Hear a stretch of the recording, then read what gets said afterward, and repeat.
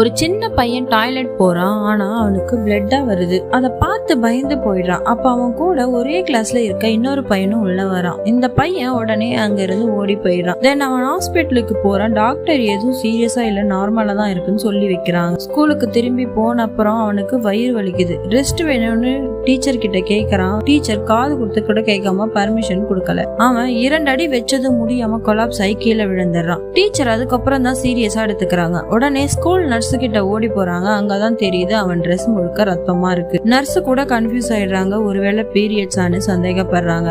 அப்பதான் அவன் பையனு தெரிஞ்சுக்கிறாங்க. பிறகு அவன் பேரண்ட்ஸ் அவனை ஸ்பெஷல் டாக்டர் கிட்ட கூட்டு போறாங்க. இவங்க கொடுத்த ரிப்போர்ட் ரொம்ப சோகமா இருந்தது. அவனுக்கு ஆண் மற்றும் பெண் 2 சார்ந்த இனப்பெருக்க பண்புகள் இருக்கிறதாமா. அதாவது மருத்துவ சைட்ல ஒரு பெயர் உள்ளது, இன்டர்செக்ஸ் கண்டிஷன். அவனுக்கு ஹெல்தி லைஃப் வாழணும்னா இனி எந்த பாதையில் அவன் செல்கிறான் என்பதை தீர்மானிக்க வேண்டிய தருணம் இதுன்னு டாக்டர் சொல்றாங்க. ஆனா அவனுடைய பேரண்ட்ஸ் அவனை எதையுமே கேட்காம அவங்க ஒரு பெரிய முடிவை எடுக்கிறாங்க. அவனை ஒரு பெண்ணா மாற்றி விடலான்னு. அந்த முடிவுக்கு பிறகு அவங்க சர்ஜரி அரேஞ்ச் பண்றாங்க. அவனோட முடிய வளர வைக்கிறாங்க. கேர்ள் ட்ரெஸ் வாங்கி போட சொல்றாங்க. அவனோட வாழ்க்கையை புதுசா ஒரு பொண்ணா ஆரம்பிக்க வைக்கிறாங்க.